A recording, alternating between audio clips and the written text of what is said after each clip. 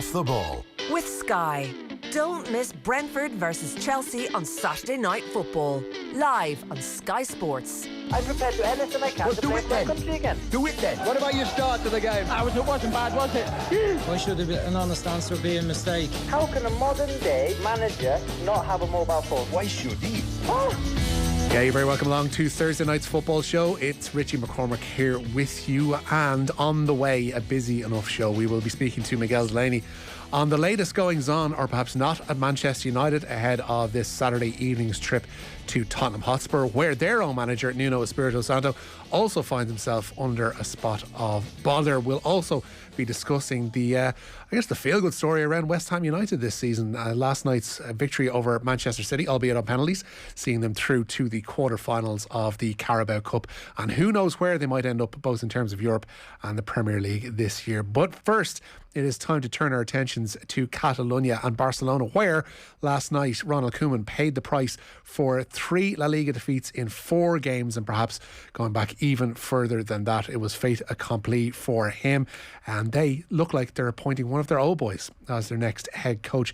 To join us and to speak through this particular issue, I'm delighted to say we're joined by GUILLEM Balague on the line. You'll know GUILLEM, of course, from the Pure Football Pod, and he's also the author of Maradona, the Boy, the Rebel and the God. GUILLEM, very good evening to you. Good evening. How are you? I'm delighted to have you along, sir. Delighted to have you along. This issue of sacking Koeman, getting rid of him, and the process of appointing, it seems, Xavi as his replacement. I'm just keen to get the timeline on this, because apparently Joan Laporta put the phone call in to Xavi yesterday to sound out his interest in taking over. Which came first, the chicken or the egg? Did they get rid of Koeman first, or was the call put into Xavi to see if he was interested afterwards? I'll tell you one thing. For Koeman, the resolution has been a relief, which means that this has been coming for a long while. He has been at that man walking for a long time. In terms of the latest, the Laporta and Xavi did not speak too much in the last few months, because Xavi, without saying it publicly, became the face and the philosopher, if you like, of another candidate to the elections, Victor Font. So he wasn't a Laporta man, which meant that even though they had a good relationship with Laporta was the president and Xavi was a player, for a while they did not speak. But quite clearly Laporta, who was not convinced and still not convinced that Xavi is the man, made that public as well. Xavi wasn't happy about that. But these are business people. They realized that at some point they have to meet. So in the last few weeks, they've been exchanging messages through intermediates, if you like. And the call eventually happened yesterday, because on the plane between Madrid and Barcelona, Laporta decided that enough was enough with Koeman. It wasn't just about the results. It was about the performances. It was about the message that Koeman was putting out there. I don't think Koeman was believing his own words, saying all that was missing was effectiveness, that the performances were good. They were not good. And everybody could see that. And I think Laporta eventually just thought, well, this is it. So then, as you say, the call came to Xavi, and they are negotiating. Part of the couple of important people at the Barcelona board are in Qatar finalising the deals. It's a really strange situation, because, you know, like, obviously they lost the game yesterday to Rayo Vallecano, but a win yesterday and they were, 3 points off the top 4. So in terms of this season, it is very much a salvageable season. There is still very much a live prospect that there could be a top 4 club this year. Stop looking at it from a logical point of view. Do not destroy the whole storyline here. And the whole storyline is that just Koeman had lost the changing room, as the cliche says, number one.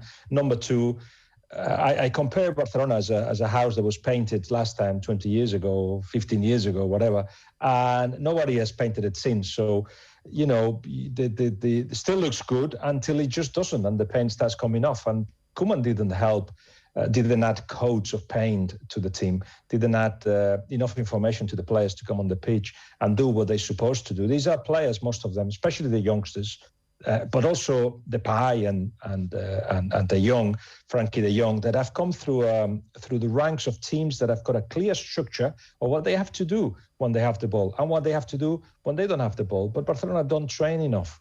In fact, there was a report that came out from inside the club saying that last year Barcelona trained about 45 hours less than the top teams in Europe that were also in European competition. So not enough training, not enough information. That's really what has stopped Koeman at being the manager of Barcelona.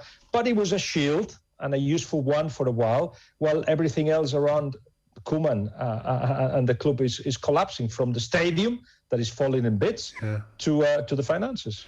Yeah, and those things are all interlinked because, of course, those grand plans to build a complex essentially there around the Camp Nou still remain. They're still pretty hopeful of getting all that done, perhaps even, getting spades in the ground next year.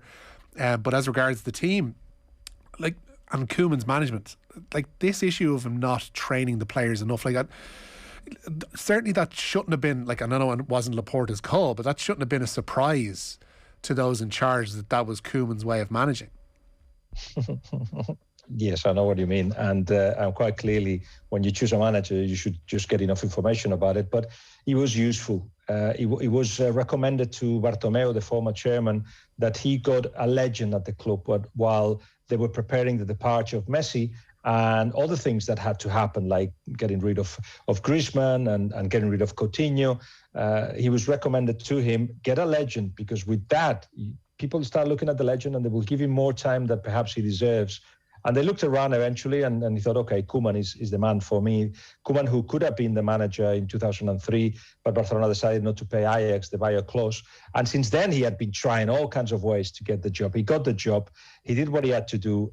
Certainly, he didn't want to get rid of Luis Suarez, but he did so in a minute and a half phone conversation. He didn't want to get rid of Messi and Griezmann, but that's what the club had to do, so he accepted it. But it got to a point where the shield was too thin, where everybody was pointing out the finger of blame to Koeman, and a change had to happen. And guess what?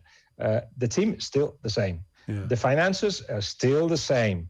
The problems they've got, and you suggested about rebuilding a stadium, which will put the loan of Barcelona to 2 billion euros, right? That will still be the same. But you bring Xavi, and there's a different attitude. You come out in the morning thinking you're a Barcelona fan. There's hope. And in football, forget the logic that you're trying to apply. It's all about, image, imagination, and hope. Would he be comfortable with being the front man that the board and Laporta specifically now want him to be? Because there is that element of forgiveness that his name and reputation at the club will bring. So, the results aren't great. Yeah, but, there's a sense that this is a rebuilding phase. Whereas Koeman, it felt like, was painted by and tainted by the previous regime. And Laporta obviously wouldn't have liked that. Whereas he gets to have Xavi as his own front man and his own way around rebuilding the club. Yes, in a way, everybody's got excuse if it goes wrong. Yeah. Laporta would say, Xavi wasn't my man. I wasn't convinced about him anyway, so we'll move on for something else. You know what Laporta wanted? A German. And by that, I mean also somebody that have come through that kind of cultural development that has taken place in Germany. I mean, I'm talking about Joachim Löw, especially Nagelsmann, Flick as well. They obviously couldn't get him, either of them. So it had to be somebody like Xavi. Xavi has got his own excuses. I mean, I didn't make this squad. There's no money to bring players. I've got to deal with Depay as my main star. What can I do? But if they are brave, both of them, they will have to just be actually telling the fans that the low expectations are there for a reason. This Barcelona, the fight has to be into the top 4. They're not even the best 4 squad in the league. There are better, or at least 11. There are better 11s than Barcelona's. So a lot of the work that Xavi has to do, and not qualifying for the Champions League, will be a massive, massive failure and a problem financially as well. So, but as you say, they will have the opportunity to keep him for a bit longer because he's a legend and he will be the new Pep Guardiola. Some say, what a wrong comparison. But in any case, he'll have time. Is there anything that he's done at Al Sadd? And I know we're all avid watchers of the Qatari top flight. But is there anything he's done at Al Sadd to suggest that he's actually a decent head coach? Because far too often, Barcelona appointments kind of fall between two stools. They either go with the club legend or they go with somebody who is in the mould of Cruyff. So, they felt that there was enough DNA in Rijkaard to go along that route. They did the same, I guess, with Van Gaal, even though he wasn't necessarily in the same management style as Cruyff. And again with Koeman. So they either go with the club legend, They go with the lineage of Cruyff, or they go with a complete outsider like Quique Setien, who they're still paying off, apparently, with his severance package, and that goes completely wrong as well.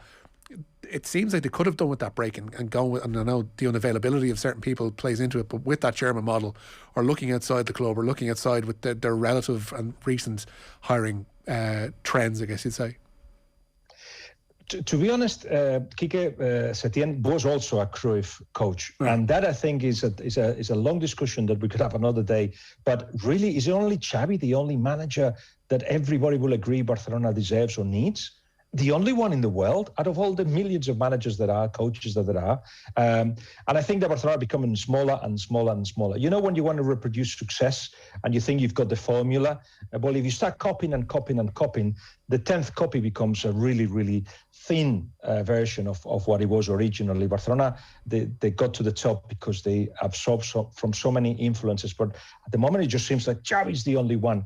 And have I seen enough? I went to Qatar.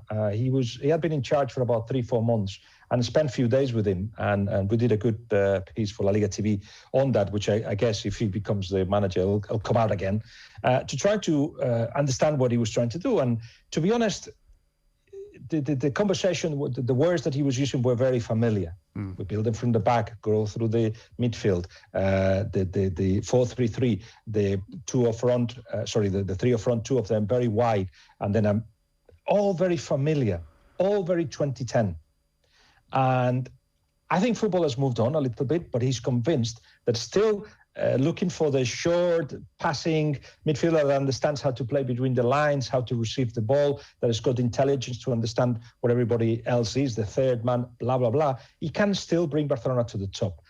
But I feel that he's reproducing 2010. So let's see who is right, because now football has moved on to high intensity, more physicality, still understanding of the game, pressure high, a lot of other things that he's going to have to add to the team. But yes, you look at Al Sadd and they look exactly what Barcelona would like to do. But of course, Al Sadd is Qatar national side, is the best team in Qatar. So that makes it a little bit easier for them. Yeah, and his raw materials that he has to work with aren't necessarily what Barcelona had to work with in 2010 either. That squad still requires a lot of surgery. There's those four pillars of Jordi Alba and Sergio Busquets and Gerard Piqué and throwing Sergio Roberto in there that aren't getting any younger.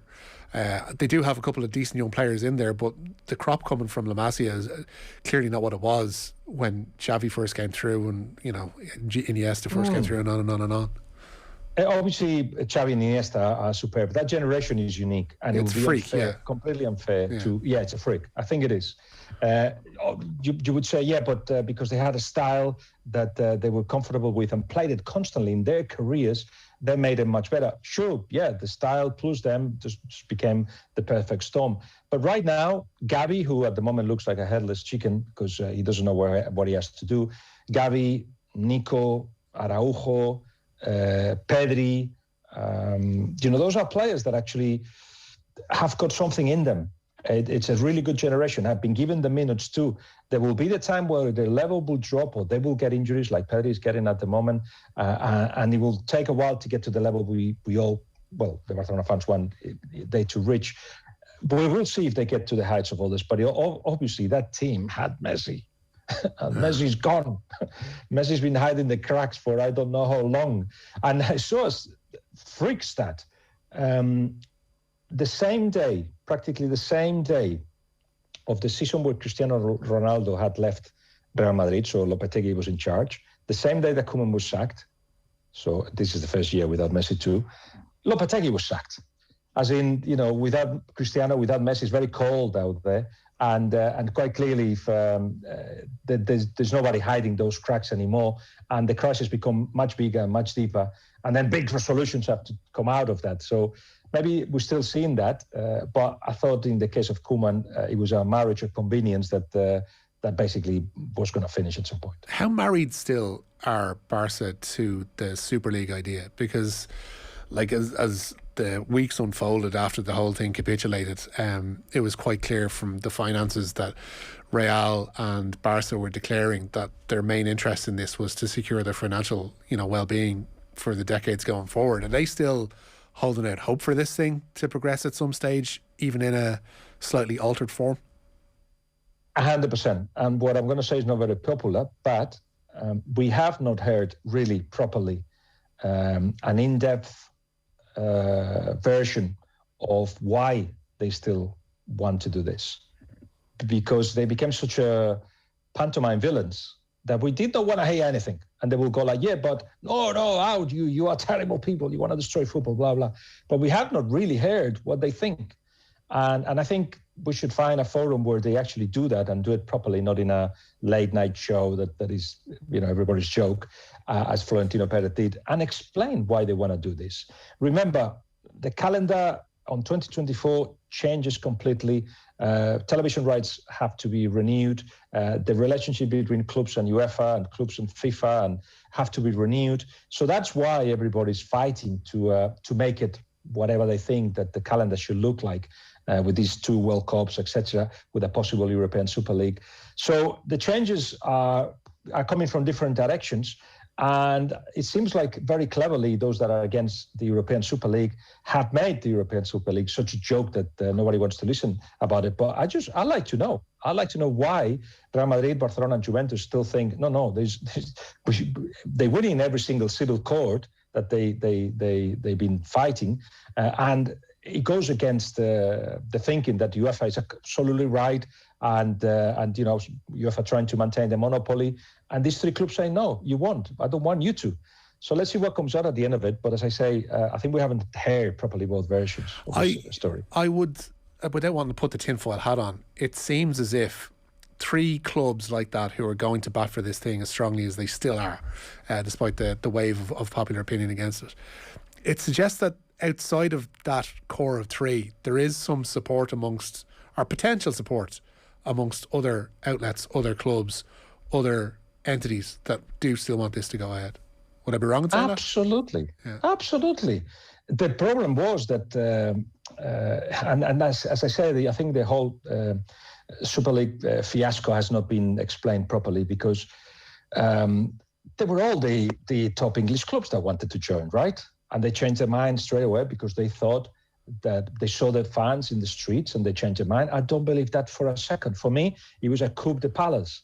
It was a thing that happened at the top.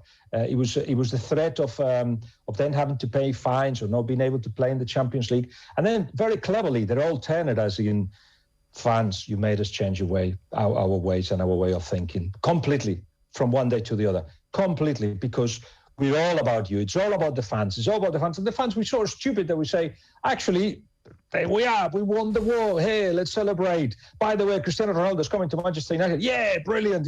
We love you now. So we're so easy to manipulate. The European Super League was backed universally by the British clubs, not just English, British clubs, and by a lot that eventually had to change their mind.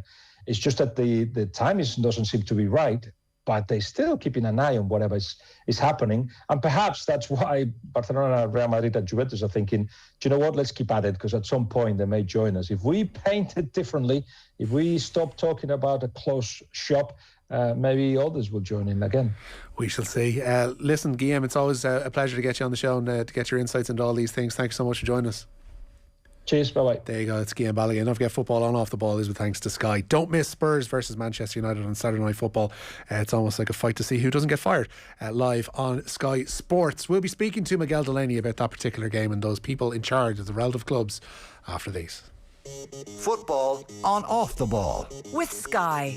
Don't miss Aston Villa take on West Ham on Super Sunday, live on Sky Sports.